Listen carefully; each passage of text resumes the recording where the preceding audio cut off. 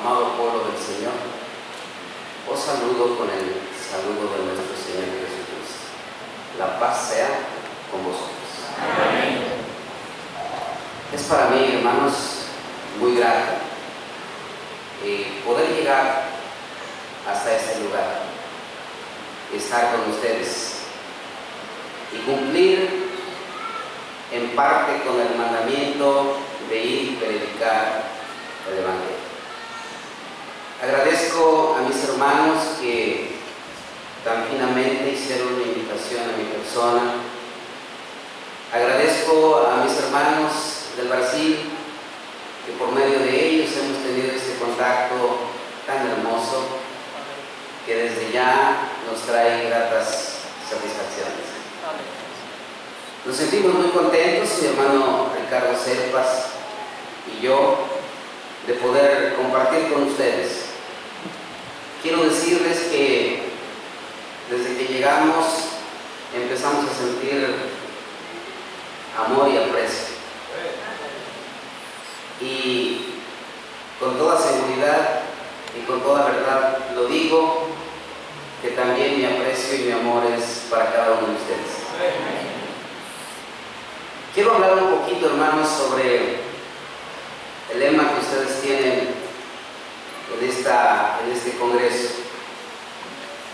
El apóstol Pablo tenía una preocupación por la iglesia en ese momento. La preocupación del apóstol Pablo era la santificación de la iglesia en el temor de Dios.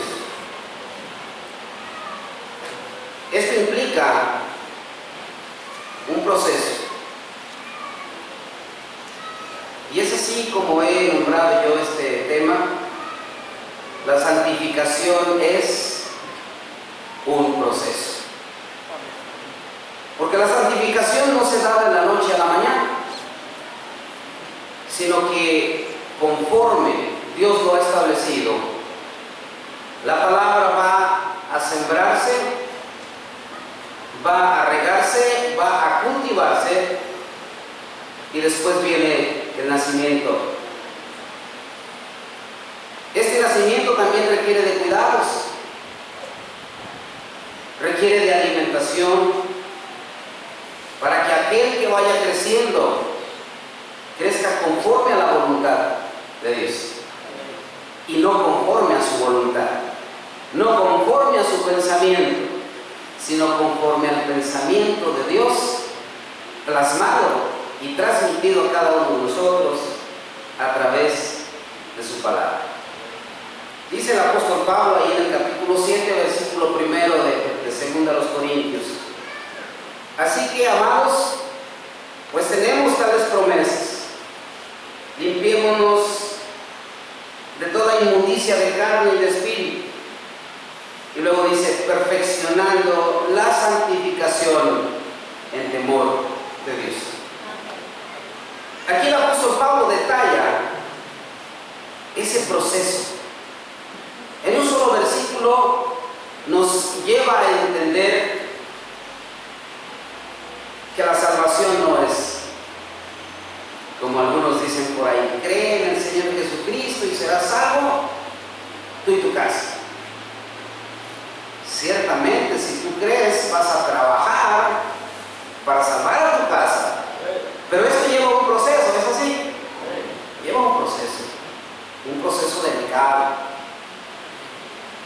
Y este proceso, hermanos, también fue establecido por nuestro Dios para que nosotros, de forma organizada, no de forma individual, logremos con mayor facilidad esa salvación. El apóstol Pablo, hablando de esto en la carta a los Efesios, capítulo 4, versículos 11 al 15, nos dice de la siguiente manera: y él mismo dio ciertamente apóstoles y otros profetas, otros evangelistas y otros pastores y doctores. ¿Con qué propósito el Señor establece a todo un equipo, a todo un grupo, a los cuales considera deben ser profesionales en cada una de sus áreas. Apóstoles, doctores, evangelistas, maestros, cantores y cantoras, como hemos estado escuchando. ¿Quién nos está gozando con el canto, las voces de nuestras hermanas y los hermanos en este día? ¿Quiénes fueron inspirados? ¿Por quiénes fueron inspirados ellos para que hoy nos deleitaran y sintiéramos que nuestro corazón rebosa? El Espíritu de Dios. Porque esa es la estructura que Dios estableció para que la iglesia camine, hermanos, la cual debe llevar a la perfección, la cual debe caminar en armonía. Una armonía que a veces está mal decirlo, pero se rompe por nuestra, decimos en México, por nuestra dura cabeza. ¿Por qué no queremos adaptarnos a la estructura de Dios? Dios me mandó a mí que sea evangelista. Pero yo tengo cansancio. Soy evangelista, pero voy cuando yo quiera. ¿Así trabaja, hermanos? No. Hermano, tú tienes la obligación de atender la voz de Dios y de ir a predicar. Tú eres profeta, hermano, sí, pero ¿para qué profetizo? Ya todo está conocido, la iglesia está preparada y lo sabe todo. ¿Es así? ¿La iglesia lo sabe todo? No. La iglesia necesita alimentarse día tras día, momento tras momento, vivir lo que aprende de Dios para ponerlo por obra. Se alimenta y se retroalimenta y retroalimenta a otros con su testimonio. En el principio de la iglesia, ahí el libro de los Hechos nos trae la evidencia de cómo la iglesia crecía de forma maravillosa, de una forma tan esplendorosa que el mundo se maravillaba. Porque el testimonio de cada uno de mis hermanos de la iglesia primitiva pues era perfecto. Era un testimonio que admiraba a propios y a extraños, porque caminaban conforme a lo que estaban escuchando de la palabra de Dios. La palabra de Dios fue sembrada con poder en el mundo, y fue sembrada con tanto poder que hoy en nuestros días, hermanos, sigue teniendo ese poder. Nosotros somos los que la limitamos, porque no queremos hacerlo. La estructura de Dios en su iglesia, hermanos, establece que haya personas clasificadas y calificadas para llevar un trabajo específico. A veces el ministerio, hermanos, discúlpenme lo que les voy a decir, yo no conozco cómo es la iglesia, pero hablo de forma general porque los problemas de la iglesia aquí en Argentina creo que son similares a los de Brasil, a los similares en México, en Guatemala y en Estados Unidos. Tenemos casi una problemática uniforme, por así decirlo. A veces el ministerio dice, bueno, pues yo quiero ser del ministerio, pero quiero ser el pastor. Y lucha, ¿sí? Lucha entre los demás hermanos del ministerio.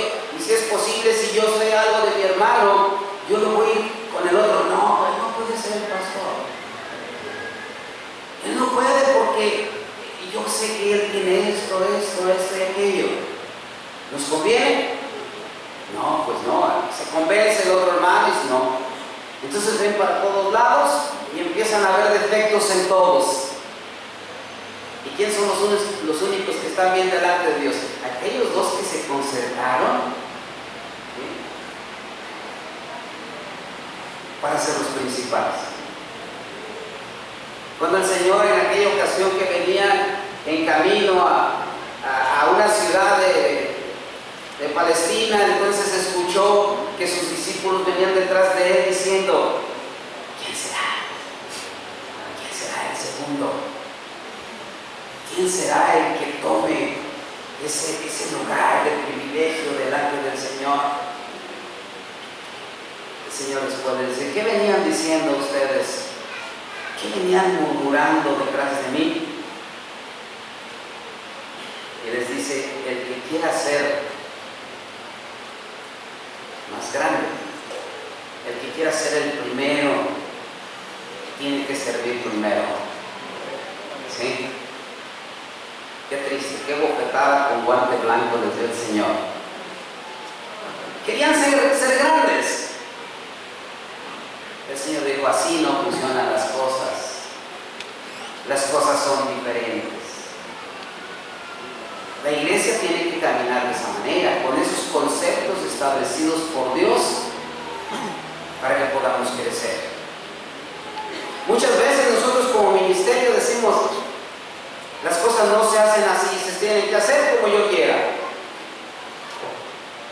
¿Qué crea el ministerio con esta postura, hermanos? Crea inconformidad en los miembros de la iglesia. ¿Y qué sucede? Bueno, pues a mí no me hacen caso, porque sé que tengo la razón, porque sé que lo veo en la Escritura, yo mejor me voy. La conciencia se cauteriza, aunque tenga la razón, pero si abandono la iglesia me voy a perder, ¿o no? Muchas veces actuamos de esa manera inconscientemente y luego decimos: yo me llevo a mi familia, a mi esposa, a mis hijos, y ahí ustedes arréglenselas como puedan. La iglesia se diezma, ¿verdad? Por causa del ministerio, que no funciona.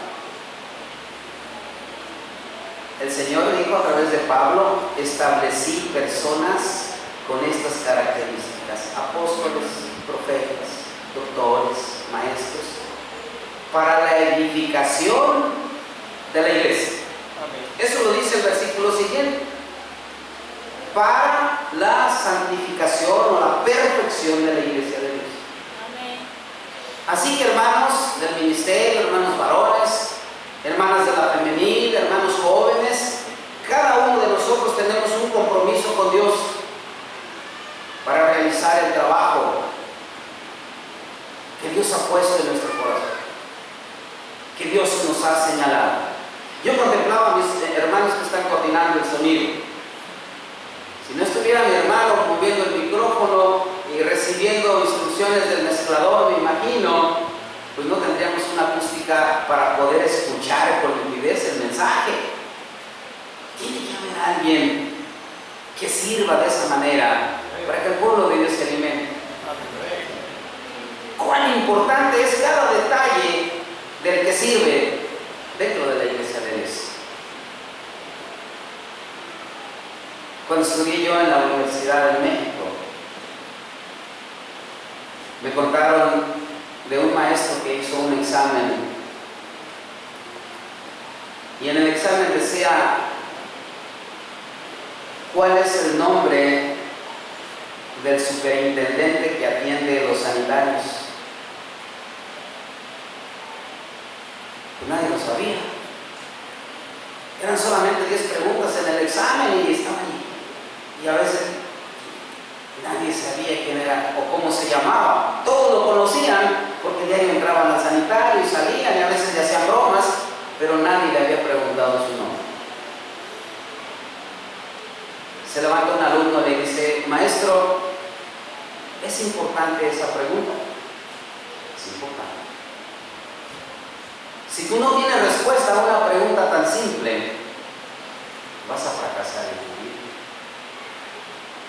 Es importante porque cada persona en tu vida cotidiana forma un espacio o toma un espacio en tu existencia. El trabajo de una persona que asea los sanitarios es relevante. Tal vez sea el menos deseado de los trabajos, pero es de suma importancia. Entonces podemos entender con eso, hermanos, que si en el mundo la actividad más simple afecta y tiene impacto en la sociedad, ¿cuánto más nuestro trabajo, como Dios lo ha puesto en nosotros, toma impacto en la vida de la iglesia. Nosotros somos los responsables de la santificación. Primeramente en forma individual, porque yo soy yo, pero soy una partecita de la iglesia. Nuestro Señor Jesucristo toma ejemplo de un edificio a través del apóstol Pablo y nos dice que todos somos piedras vivas, que vamos siendo acomodadas conforme a nuestra forma de ser, a nuestro carácter, a nuestro tamaño, a nuestra inteligencia. Si hay algo que nos sobra, como el albañil le quita para dejarlo alineado. ¿Es cierto? Si hay algo que le sobresale y le estorba, se lo corta y lo pone en el lugar preciso para que sea de utilidad. Es así, hermanos, como la estructura de la iglesia empieza a funcionar. Ahora, en medio de este proceso, hermanos, el apóstol Pablo habla ahí en la primera carta a los Corintios, segunda, capítulo 5, versículo 17. Habla de una transformación individual, de una transformación en la que todos debemos pasar por ella. Capítulo 5, versículo 17, les dije,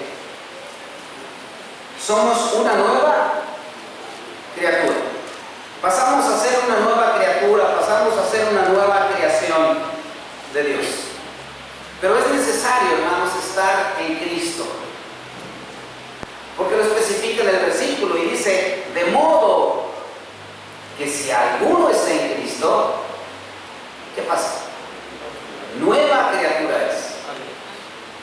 Aquí el proceso, hermanos, ya va a una distancia aventajada. Porque ha pasado, como dice la Escritura, de muerto a vida. Porque la palabra de Dios, a través de su efecto en nosotros, nos ha sacado de las tinieblas a la luz admirable. Por cuando todos pecamos, dice la Escritura, estábamos destituidos de la gloria de Dios. Sin embargo, Dios establece todo este proceso para que nosotros, conforme vayamos caminando, vamos siendo nuevas criaturas. No somos nuevas criaturas de la noche a la mañana. A veces nos engañamos y decimos, bueno, yo ya estoy bautizado, ya estoy salvo de pecado. Tenemos la salvación en nosotros. Pero el mismo apóstol Pablo dice que procuremos la salvación. ¿Cómo? Con ansia, con una actitud positiva, en el temor de Dios. El Señor ya pagó por nuestros pecados. La salvación está ahí, la ha puesto en tu corazón. Ahora hay que conservarla. Limpiémonos pues de toda inmundicia de carne y de espíritu. Ese es el proceso para llegar a una nueva criatura, a una nueva creación. Dejar atrás el pasado y entonces sí enfocarnos al blanco, que es Cristo Jesús. Amén. Para que nuestra vida sea plena. Ciertamente, dice el Señor, tendrán aflicciones, pero las aflicciones son pasajeras. Ciertamente es mejor sufrir por Cristo siendo inocentes que sufrir siendo culpables. ¿Sí? En este proceso, hermanos, pasan muchas cosas. En este proceso algunos se quedan en el camino, se quedan atrás y se pierden. El que perseverare hasta el fin, este será salvo. Nuestra carrera es lenta, nuestra carrera es cotidiana. Quiero decir, hermanos, que nuestra carrera no es del día sábado solamente, sino que nuestra carrera es de cada día. Desde que usted se levanta de su lecho hasta que vuelve a ese lecho por las noches, caminando conforme a la voluntad divina y buscando la perfección suya. en el temor de Dios. A veces me pregunto, hermanos, ¿por qué la iglesia tiene tantos problemas? Yo he viajado a otros países y he tenido contacto con la iglesia. En algún momento dado hemos tenido contacto con la iglesia de Dios americana, de los anglosajones. A mí me da tristeza porque los anglosajones han perdido la visión, se han desviado del camino de la verdad, han entendido o quieren entender los mandamientos de una forma diferente a la que el Señor los estableció. El mandamiento, hermanos, no es para si quieres. El mandamiento es porque Dios lo estableció con firmeza y lo tienes que hacer. Y los americanos el día sábado es día de asueto, día de recreo, día de convivencia familiar, día de diversión, día de jugar basquetbol, día de ir al restaurante y escuchar conversaciones diferentes. Una parte del día, dicen, es para Dios, pero la otra parte, la final del día sábado, es para la familia. Es algo increíble. Y sobre esto, seguramente que el Señor traerá su recompensa. Seguramente.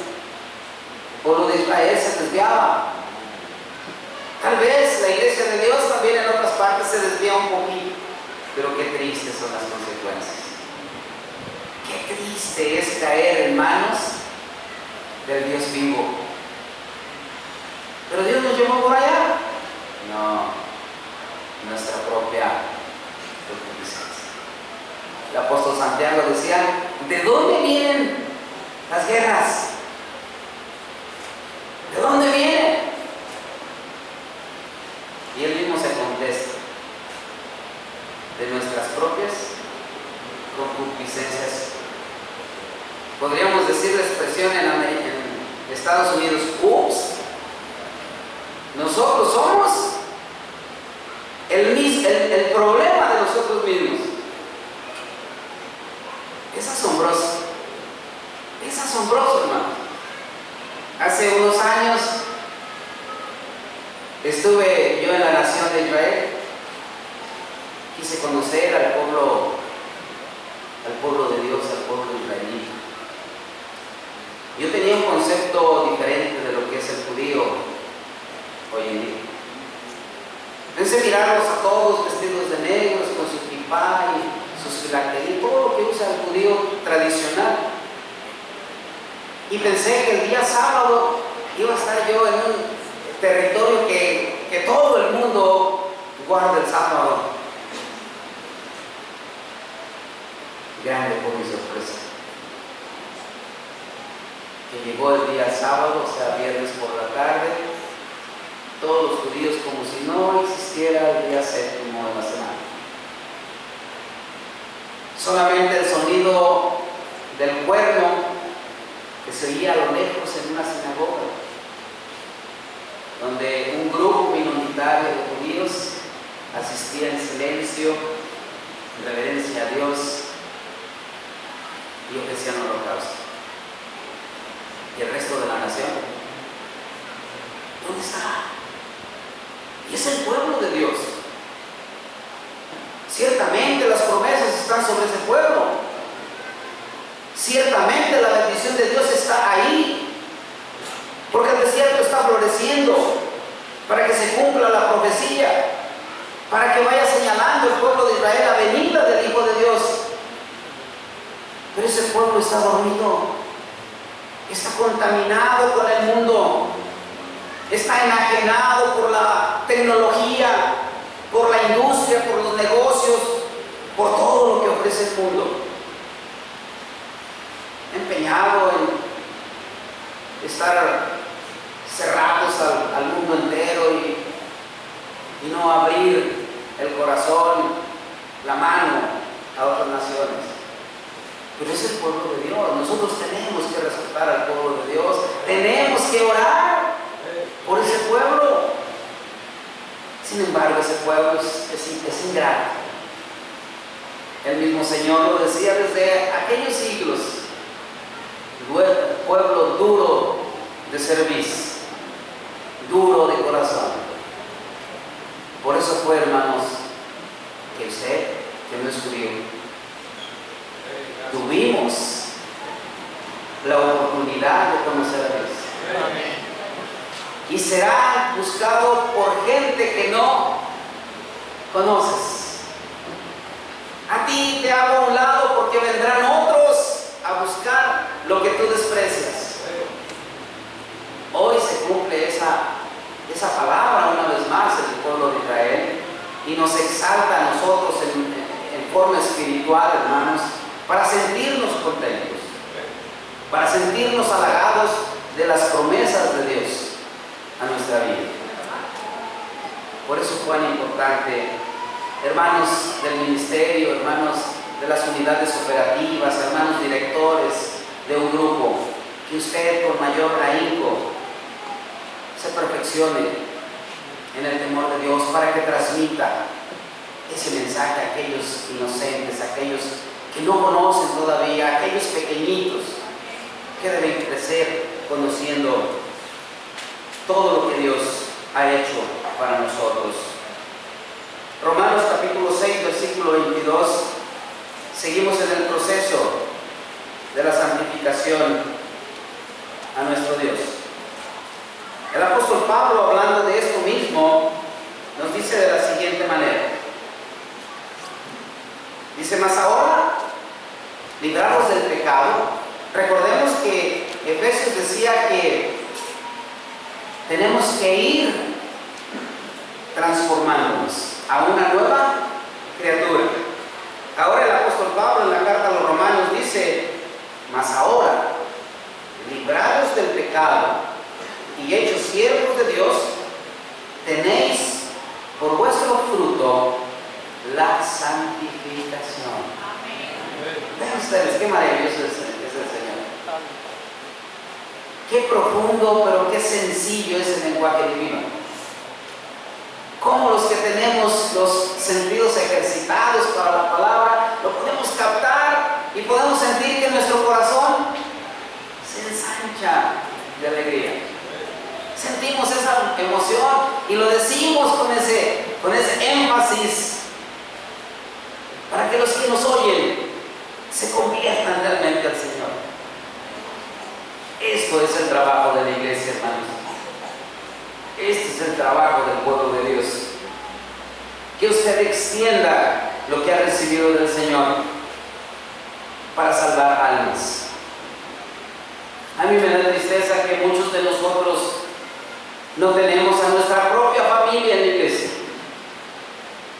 Que ellos desprecian la palabra de Dios y que nos humillan y que nos marcan aún delante de la sociedad. Y nosotros abriendo nuestro corazón a ellos para llamarlos al Señor. Porque de esa misma manera fuimos llamados para ser gente santa, pueblo escogido. Eso es lo que dice el Señor. Y no creemos que miente, porque lo dijo con toda firmeza para que nosotros fuésemos convertidos a esta nueva vida. Colosenses 4:3. El apóstol Pablo es muy prolífico en este tema, hermanos, porque decía al principio, él tenía la preocupación. Primero a los tesalonicenses, hermanos, 4:3.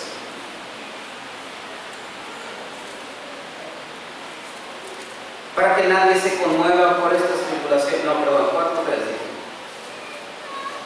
Porque la voluntad de Dios es nuestra santificación. Que os apartéis de fornicación. Que cada uno de vosotros sepa tener su vaso en santificación y honor, no con afecto de concupiscencia, como los gentiles que no conocen a Dios. Que ninguno oprima, que ninguno engañe, que ninguno engañe a su propio hermano, porque el Señor es vengador de todo esto, como ya hemos dicho y protestado, porque Dios no nos ha llamado a la inmundicia, sino que nos ha llamado a la santificación. Ese es el propósito de Dios. Y esa debe ser nuestra responsabilidad para con Dios. Buscar nuestra santificación. Por último, hermanos, el apóstol Pablo sigue su primera carta, capítulo 3, versículo 8.